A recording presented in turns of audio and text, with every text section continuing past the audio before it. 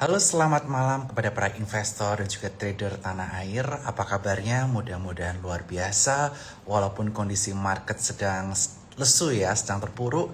Tapi hari ini saya izinkan untuk memberikan update kaitan mengenai market.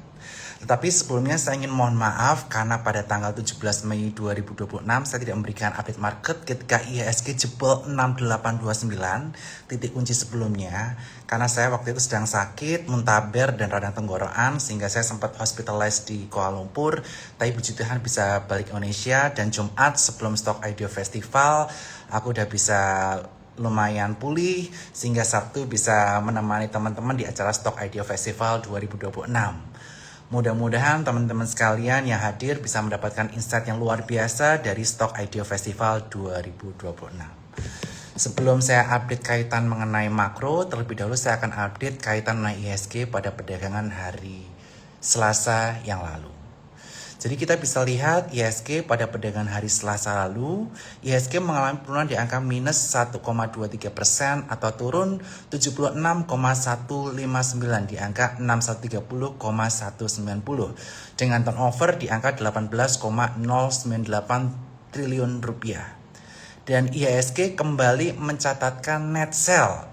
Di pasar reguler, net sell di angka minus 1,89 triliun rupiah dan di pasar keseluruhan di angka minus 1,6 triliun rupiah.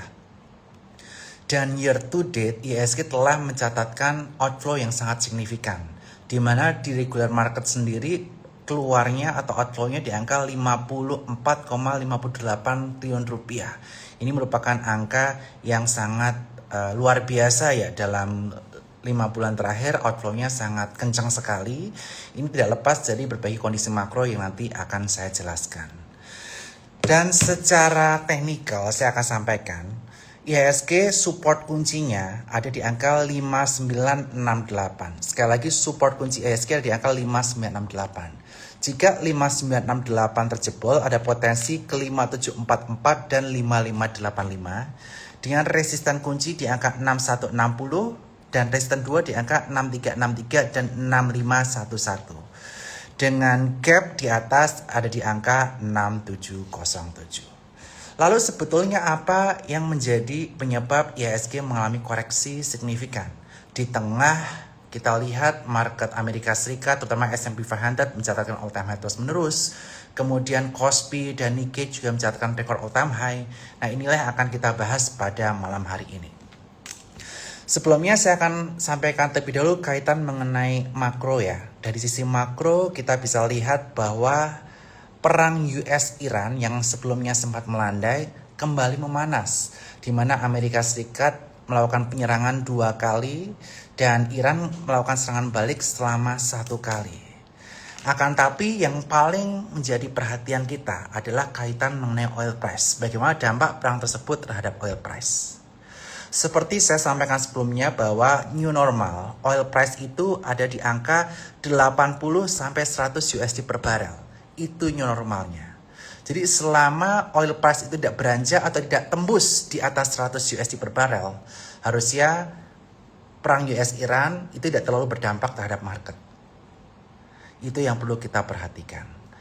Tetapi yang menjadi catatan adalah bagaimana kekuatan anggaran kita atau APBN kita terhadap kenaikan harga oil tersebut. Kalau di atas 100 USD per barel itu menjadi lampu merah buat kita. Oleh karena itu, perhatikan oil price jangan sampai tembus di atas 100 USD per barel. Dengan new normal di angka 80 sampai 100 USD per barel. Mengapa oil price ini sangat berdampak terhadap fiskal kita? Karena yang menjadi catatan pertama adalah net importer. Kita itu merupakan net importer dari minyak. Dan kita impor minyak per harinya itu secara net itu di angka 1 juta barel per harinya. Padahal di APBN 2026, asumsi yang digunakan untuk harga oil itu di angka 70 USD per barel.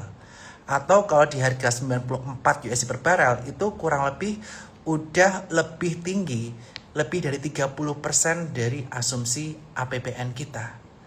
Sehingga tentu saja ini menjadi hal yang perlu kita perhatikan kaitan mengenai fiskal. Bagaimana kekuatan fiskal kita. Kemudian yang kita khawatirkan lagi adalah kaitan mengenai rupiah. Di live saya sebelumnya, saya menyampaikan bahwa rupiah itu jangan sampai tembus di area 17.500. Dan nyatanya saat ini rupiah telah berada di area 17.823 per 1 USD. Atau sudah sangat naik signifikan dari angka 17,5. Dan asumsi APBN kita itu di angka 16.500. Itu yang perlu kita catat. Atau saat ini udah lebih dari 1.300 per 1 USD-nya kelebihan dari asumsi APBN. Nah, itu yang menjadi perhatian kita sekalian. Namun berita baiknya yang bisa kita perhatikan adalah kaitan mengenai defisit kita per April 2026. Yang mana defisit kita turun di angka 164,4 triliun rupiah atau defisit kita di angka minus 0,64%. Kalau disetahunkan itu di angka 1,8%. Nah, tapi ini sekali lagi sangat bergantung terhadap harga oil. Kemudian bergantung dari rupiah kita seperti apa.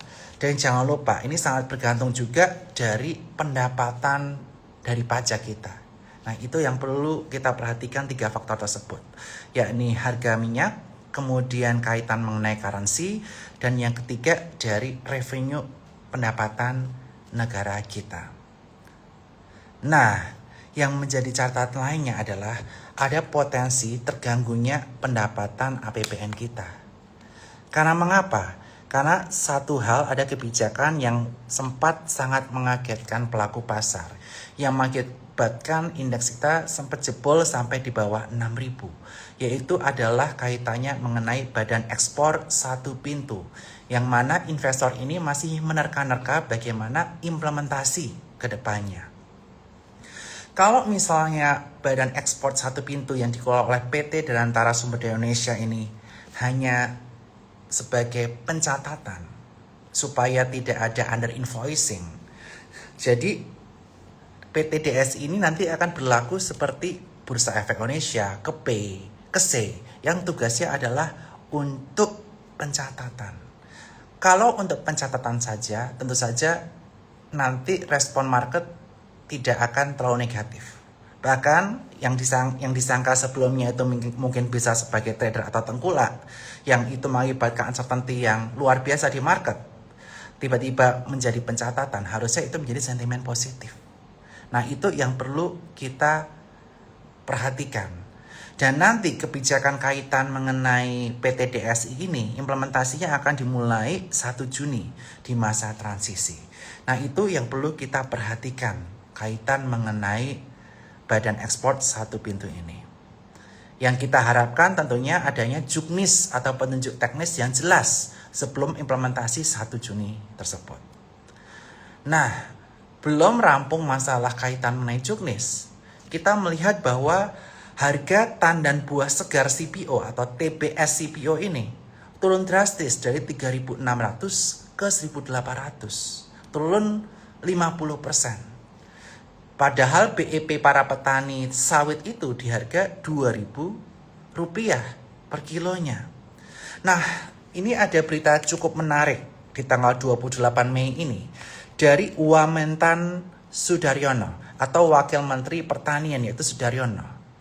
Beliau menyatakan bahwa PT DSI atau Dirgantara Sumber Daya Indonesia ini nanti hanya sebagai pengelola dan pengawas untuk sawit aja. Dan diharapkan dia juga hanya menjadi pengelola dan pengawas untuk komoditas lainnya seperti batu bara. Sehingga kalau hanya menjadi pengelola dan pengawas, tidak dikenakan fee atau tidak menjadi trader atau tengkulak seperti yang dibayangkan orang-orang. Ini menjadi sentimen positif. Karena yang ditakutkan para investor adalah PT DSI ini menjadi trader. Menjadi satu-satunya yang berhak mengirim komoditas kita, batu bara, CPO, ke luar negeri.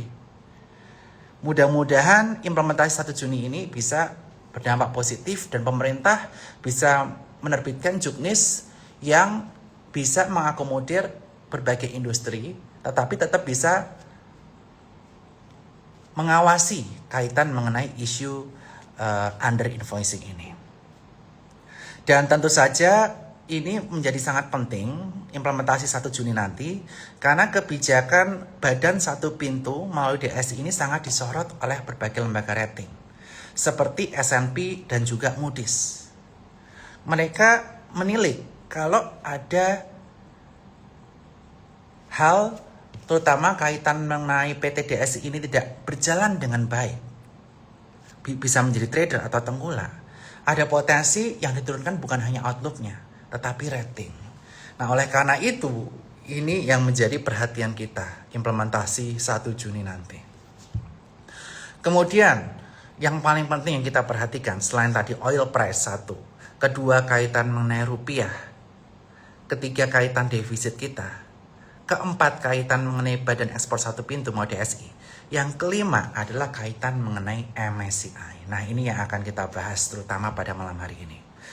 Jadi MSCI ini akan melakukan rebalancing mulai tanggal 29 Mei nanti. Di mana pasifan yang mirroring dengan MSCI ini berpotensi outflow dari Indonesia. Dan emiten-emiten yang terdampak itu apa aja? Yang MSCI Global Standard Cap itu ada PT Aman Mineral atau AMMN. Kedua Brand. Ketiga TPIA. Keempat DSSA. Kelima Cuan. Keenam AMRT. Besok tanggal 29 Mei akan ada outflow kencang dari saham-saham tersebut. Dan potensi nanti outflow lanjutan akan ada di 2 Juni. Kalau yang MSCI Small Cap ada siapa yang keluar? Yang keluar ada Antam. Ini sangat unexpected sekali. Kemudian AALI. Kemudian BANK, Bank Aladin. Kemudian PSDE. Kemudian DSNG. Kemudian SIDO. MIDI. MIKA.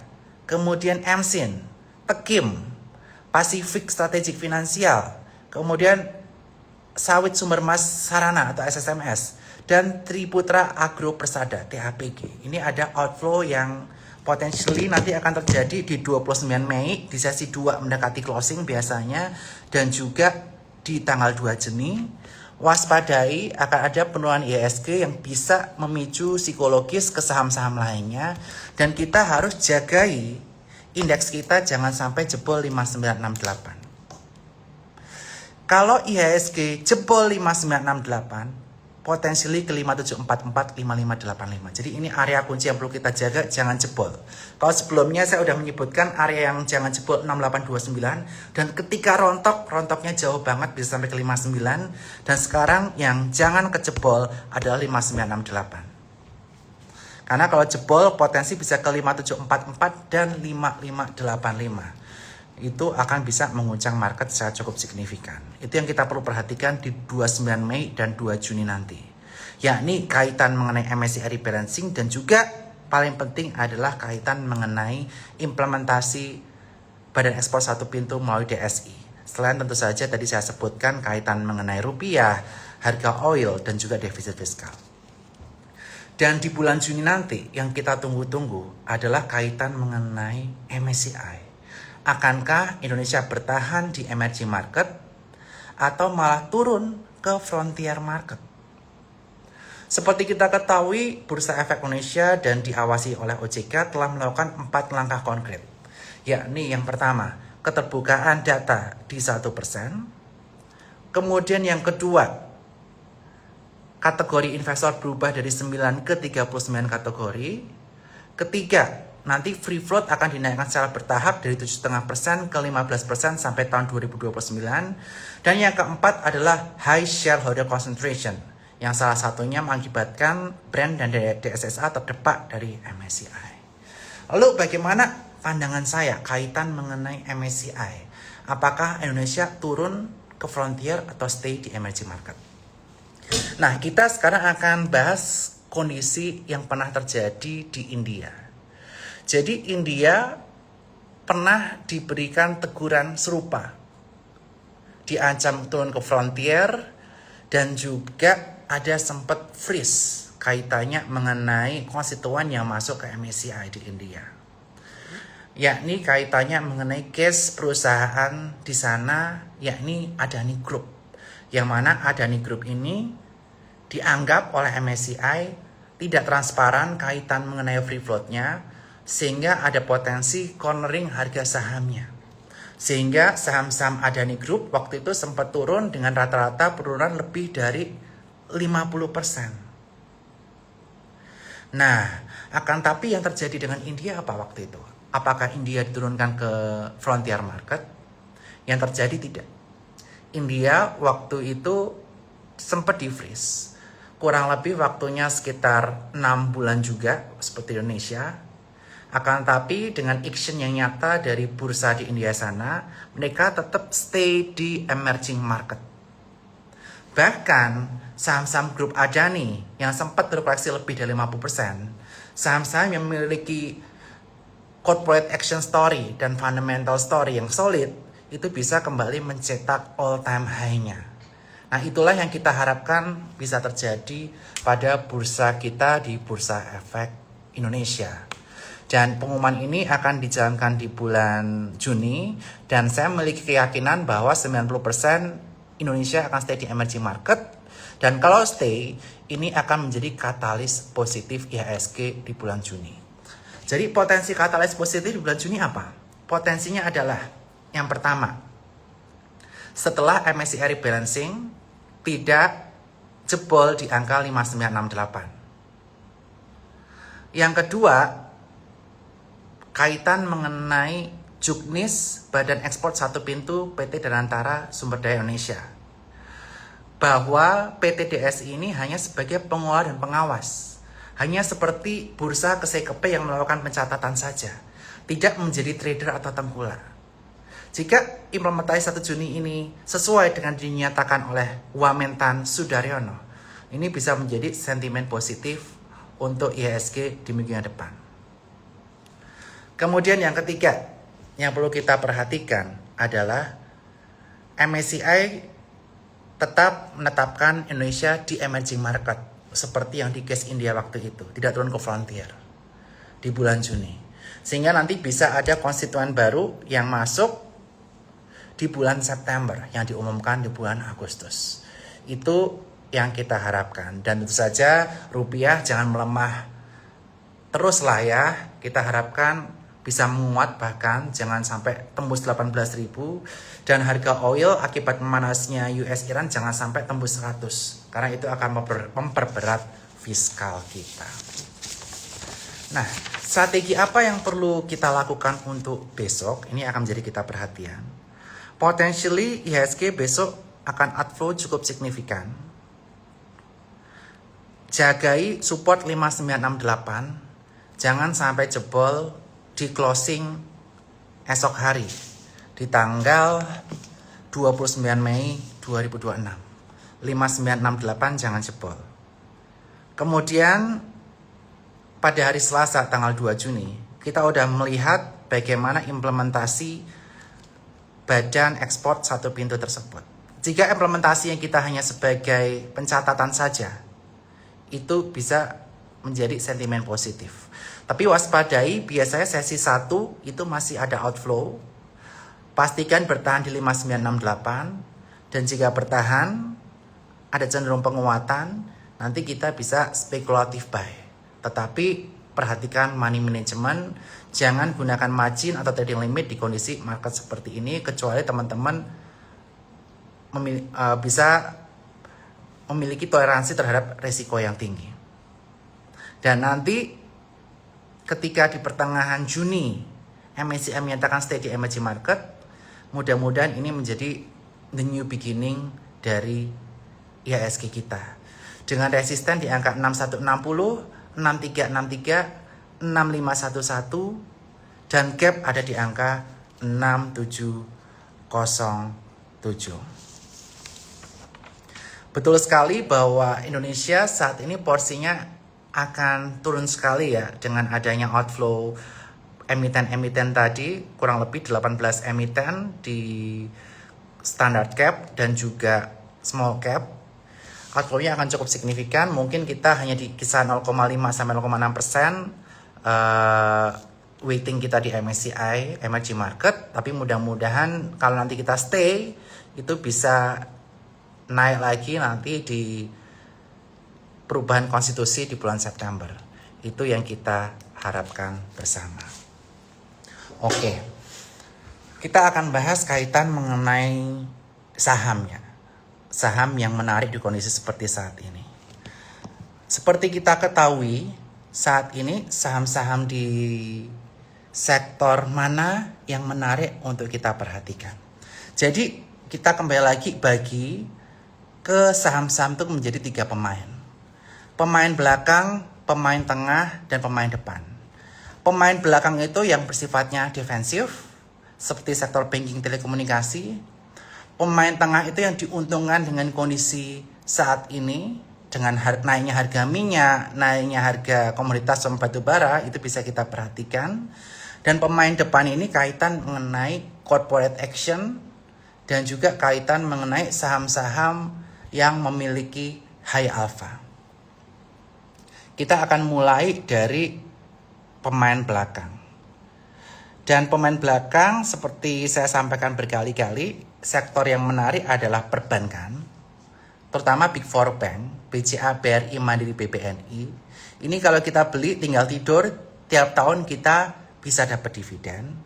Dan yang saya pengen tunjukkan ke teman-teman, ini adalah kaitannya mengenai PE band, sektor perbankan 5 tahun terakhir. Jadi ini saya tunjukkan dengan aplikasi Spot by Sukor Sekuritas. Yang belum buka rekening Sukor bisa masuk di link bio saya, itu ada onboarding.sukorsekuritas.com, itu bisa buka rekening Sukor. Di sini PE band dari 5 tahun terakhir. PMRI itu saat ini perdagangan di PE kisar 6-7 kali, dan ini yang terendah dalam 5 tahun terakhir, teman-teman sekalian. Kemudian kita lihat BBRI.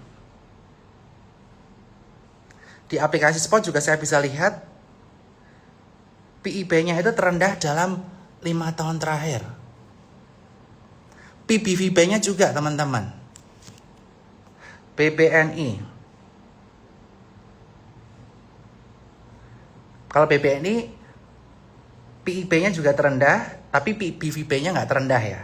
Yang terendah tadi BBRI, PMRI juga terendah, PBV Band.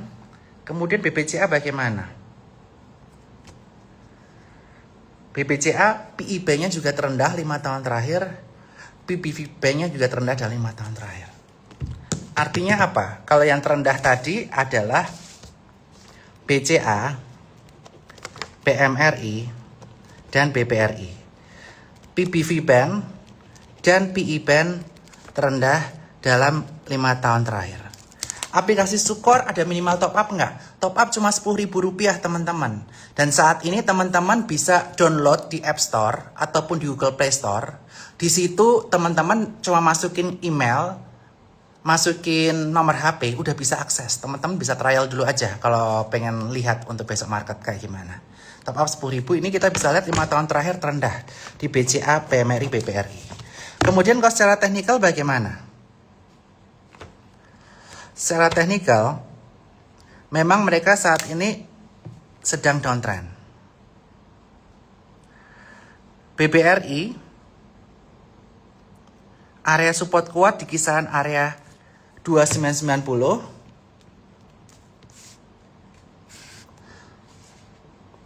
PMRI, area support kuat di kisaran area 4100. Dan BBCA support kuat di kisaran 5.800. Dan biasanya kalau orang-orang yang main perbankan ini mainnya panjang karena mereka rutin dapat dividen di atas 5% per tahunnya. Itu seperti kita beli apartemen atau beli kos-kosan kita sewain. Nah itu kita dapat uang sewa tiap tahunnya lah. Kurang lebih seperti itu. Sukor di PC ada nggak? Ada teman-teman. Nanti kita perbarui juga di bulan September. Nanti kita akan launching, tunggu aja. Sekarang yang lama juga masih ada. Itu juga cukup bagus untuk melakukan berbagai eksekusi trading. Nanti kita di bulan Juni ada campaign Spot by Sukor Sekuritas, sahabat sejati para trader. Nanti tunggu fitur-fitur apa aja yang lengkap di Sukor Sekuritas. Kemudian yang bisa kita perhatikan lagi adalah telekomunikasi, yaitu Telkom. Dia juga rutin bagi dividen kurang lebih 5% tiap tahunnya.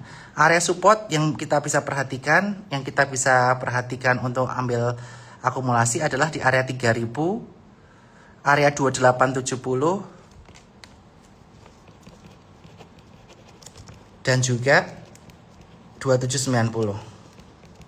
Ini untuk pemain panjang ya.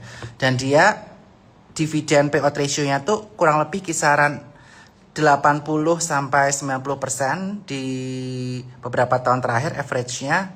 Dan jika kita persenkan tahun lalu, dividennya kalau 80-90% itu di kisaran area 160-150, di harga sekarang kurang lebih 5%. Desktop udah ada kok Sukor ya.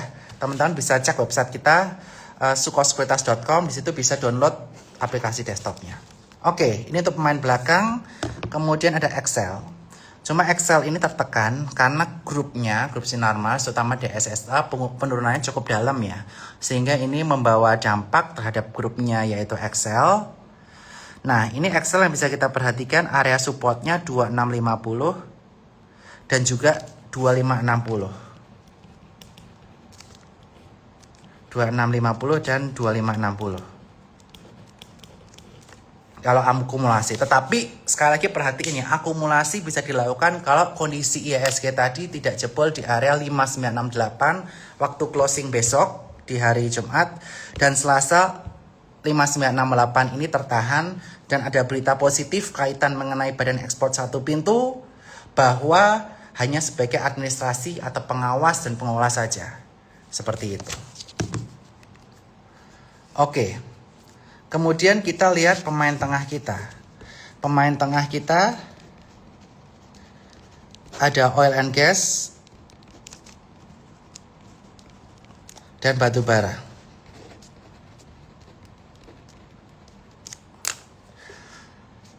Oil and gas kita bisa lihat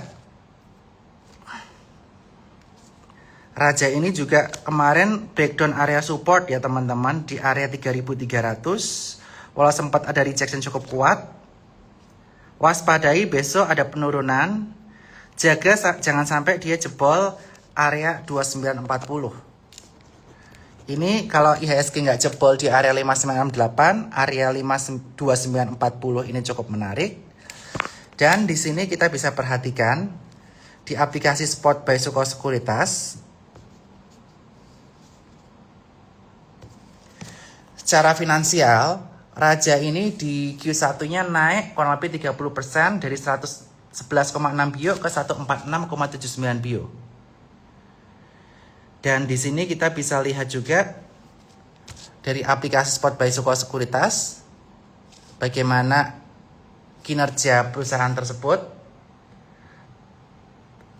Tiap kuartal kita bisa lihat di sini, ini akan menjadi hal yang menarik untuk teman-teman lihat aplikasi kita. Dan juga Ratu ini adalah anak usaha dari Raja, kaitannya mengenai upstream. Ratu kemarin juga sempat jebol area support kuatnya di area 4438. Perhatikan area support selanjutnya di area 3860. Dan di kondisi market seperti ini, sesuaikan dengan style teman-teman.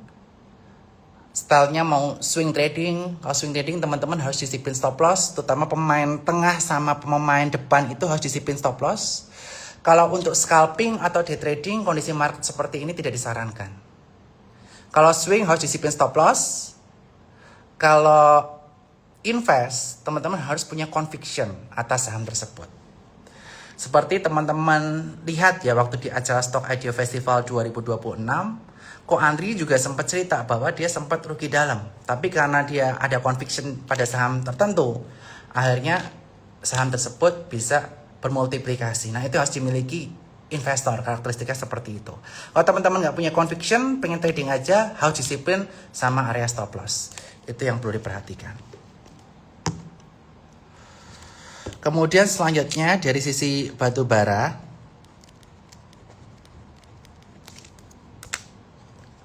Batu bara yang dimiliki oleh sejuta umat rata-rata adalah bumi. Nah, bumi ini udah turun support berkali-kali ya. Kalau teman-teman disiplin untuk swing trading, teman-teman udah stop loss di 200. Tapi sekarang kalau teman-teman mau perhatiin lagi, bumi ini area support kuat di 163. Jangan jebol waktu closing. Kalau dia jebol, potensially bumi bisa turun lebih dalam lagi. Ke kisaran area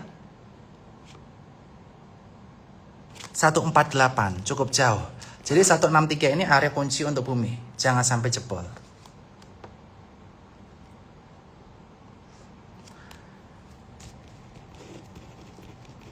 Kemudian Dewa ini juga jangan sampai jebol. Area support 326.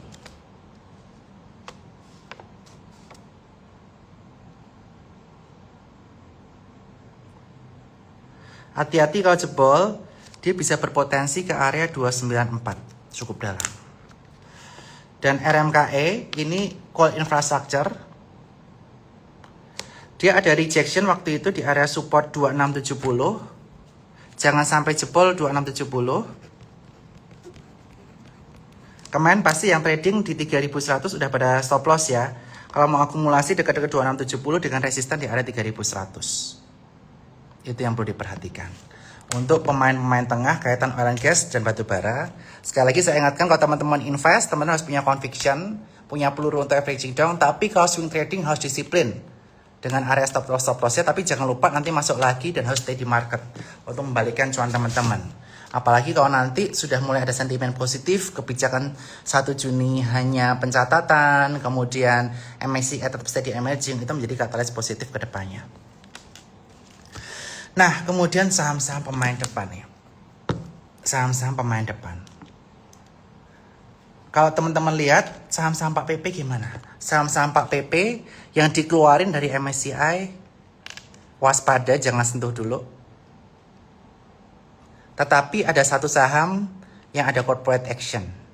Di mana kita lihat PTRO itu baru saja sini baru aja ada RUPS, saya hadir juga di RUPS ini, dan telah disetujui untuk adanya right issue, di mana right issue ini akan digunakan untuk mengakuisisi konsesi dari PTRO, sehingga PTRO ini nanti akan dapat cash kurang lebih di kisaran 1,7 triliun, dan seperti kita ketahui PTRO juga baru saja binding offer untuk ambil konsesi emas di Papua Nugini.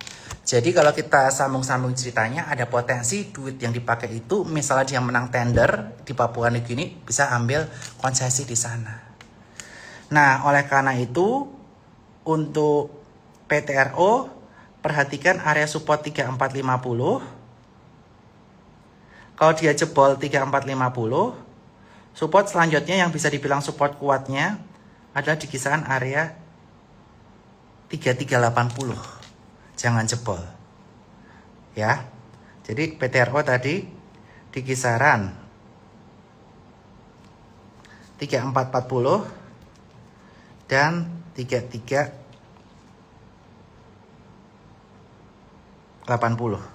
Jangan jebol. Jadi sini nanti bisa dapat aset konsesi batu baranya si PTRO. PTRO dapat cash, potensinya nanti dipakai untuk ambil konsesi ya kalau dia menang binding offer di Papua Nugini. Ini asumsi ya dari berita yang muncul belakangan ini. Kalau sini nanti ada right issue ya. Kalau teman-teman harganya di atas mungkin sebaiknya bisa ditebus, tapi sekali lagi disclaimer, keputusan jual beli ada di tangan nasabah masing-masing. Oke, kalau bad news terus support jebol semua.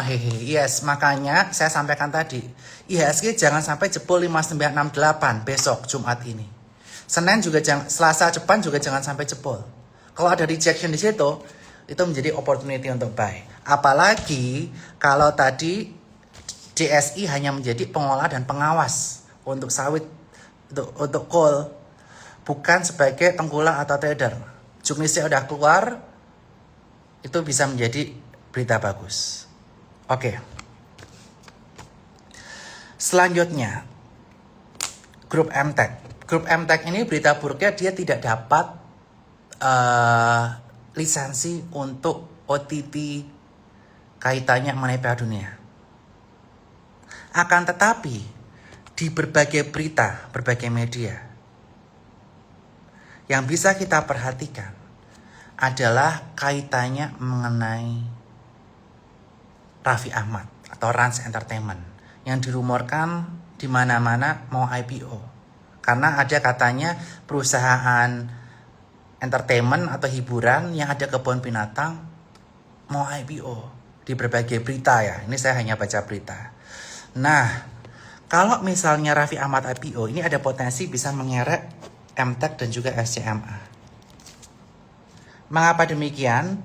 Karena SCMA memiliki kepemilikan melalui anak usahanya terhadap Rans itu kurang lebih berapa belas persen gitu dari berbagai media yang ada. MTech ini dia volumenya kecil banget Masian ya, karena kondisi market juga. Kalau teman-teman yang trading pasti udah sempat stop loss. Kalau mau masuk lagi perhatikan area-area support di kisaran area 645 dan 625. Jangan jebol 625, intinya seperti itu. Kalau jebol bisa ke 580. Oke. Kalau SMA gimana? SCMA ini dia jangan jebol area 216. Itu area kuncinya. Nah, yang trading bagus nih kayak si Theo Fandi. Udah stop loss, siap sell lagi. Betul, trader kayak gitu. Kalau jebol support, apalagi waktu itu jebol 6829, itu harusnya kita bersih-bersih dulu. Ntar juga sama, 5968 juga harus disiplin. Dan yang menarik dari grup MTech ini adalah SCMA ini performance laporan keuangannya membaik ya. Ini menjadi hal yang perlu kita perhatikan. Di mana di Q1 2025 pendapatan SCMA yang di angka 153 miliar, Q1 tahun ini di angka 307. Itu yang bisa kita perhatikan. Oke. Kaitan Piala Dunia, WiFi bisa termasuk nggak? Bisa termasuk juga. Karena dia internet rakyat. Cuma kita bahas sedikit mengenai WiFi. WiFi ini Q1 dibanding Q1 tahun lalu naik 100% ya. Laporan keuangannya sih bagus dibanding tahun lalu.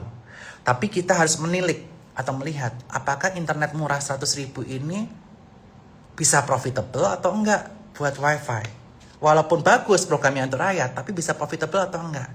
Itu yang bisa kita telisik lebih dalam. Dan untuk WiFi itu sendiri secara teknikal, perhatikan area support kuat di kisaran 1945, jangan jebol.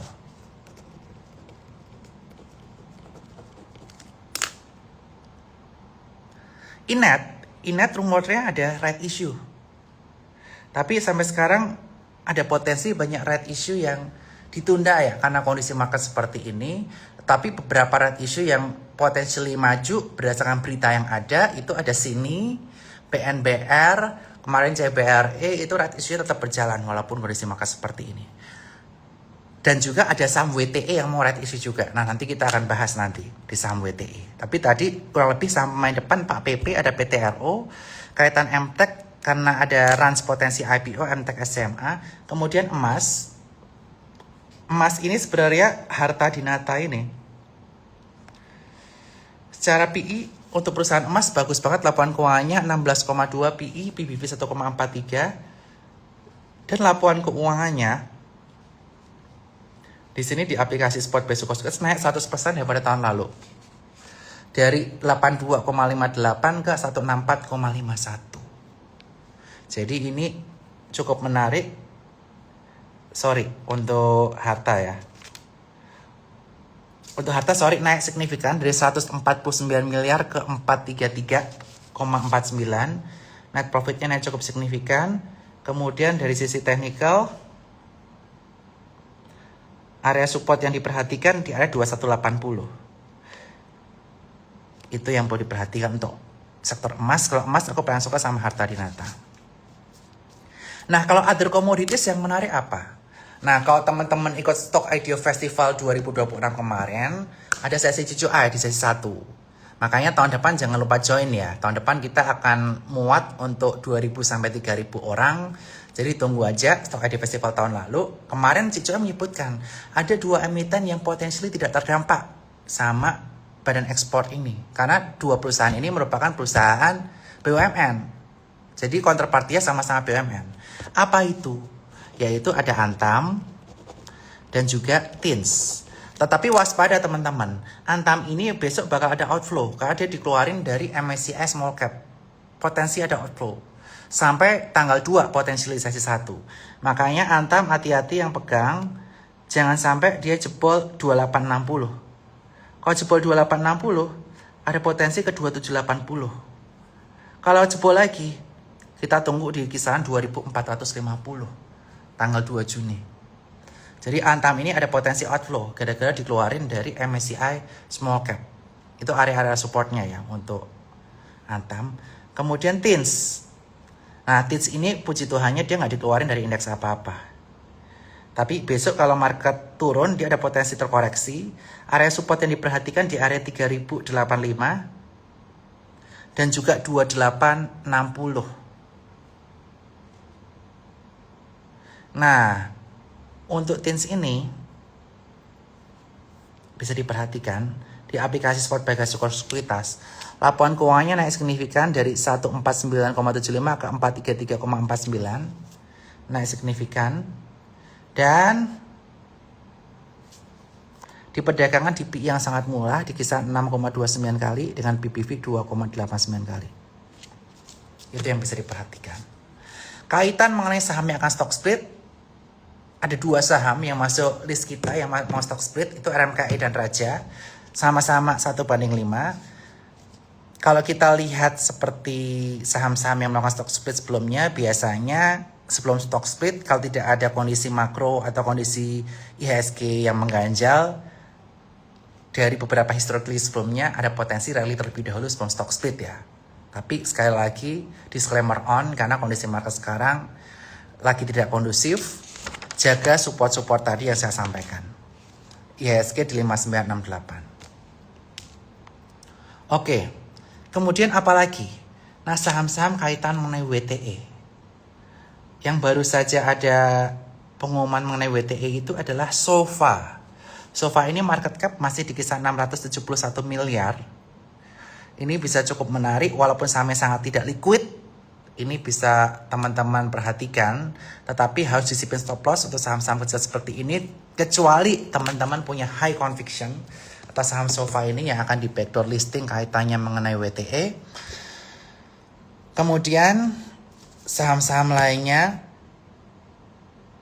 ikut terdampak ya, karena IHSG kemarin jebol 6829, tiba-tiba sahamnya turun signifikan. Semua baru akan berpotensi kembali kalau ada good news. Good newsnya apa? Yang pertama, IHSG nggak jebol 598 dikala kondisi nanti MSCI rebalancing 29 Mei dan 2 Juni nanti. Kedua, sekali lagi saya ingatkan, DSI nanti hanya sebagai pengelola dan pengawas. Mentok-mentok dikenai admin fee, jangan sampai dia menjadi trader atau tengkulak karena itu menciptakan uncertainty. Itu menjadi good news. Dan yang ketiga adalah kaitan mengenai nanti di bulan Juni Indonesia seperti India lah waktu itu. Tetap stay di emerging market, nggak frontier, dan nanti di bulan Agustus September udah dibuka rebalancing MSCI-nya sehingga weighting kita bisa naik, nggak di kisaran 0,5-0,6 setelah rebalancing di bulan Juni nanti.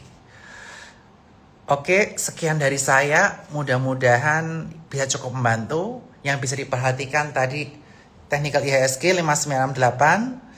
Kemudian saya ulangi lagi, MSCI rebalancing nggak jebol 5968. DSI hanya sebagai pengelola pengawas, ini jadi good news. MSCI stay di emerging market. Kemudian perhatikan harga oil, jangan sampai tembus di atas 100 karena kita net importir minyak 1 juta barrel per harinya. Dan rupiah jangan melemah terus lah ya, kita harapkan. Jangan sampai jebol di atas 17.9 lah. Karena ini bisa berpotensi mengakibatkan APBN kita terganggu karena asumsi kita ada di 70 US per barrel untuk minyak dan juga APBN per 1 dolarnya di angka 16.500. Dan Suko Sekuritas kita mengadakan live trading tiap harinya jam 9 sampai jam 4 sore. Nanti tunggu di IG saya akan kasih tahu infonya. Dan jangan lupa buka rekening Suko Sekuritas di onbody.sukosekuritas.com. Download di Play Store atau Google Play Store. Cuma pakai nomor HP dan juga cuma pakai email. Teman-teman udah bisa login aplikasinya, cobain dulu baru daftar. Itu nggak masalah. Sangat clear ya semuanya. Mudah-mudahan lancar. Terima kasih udah join Stock Idea Festival 2026. See you tahun depan dan bye-bye semuanya. Terima kasih.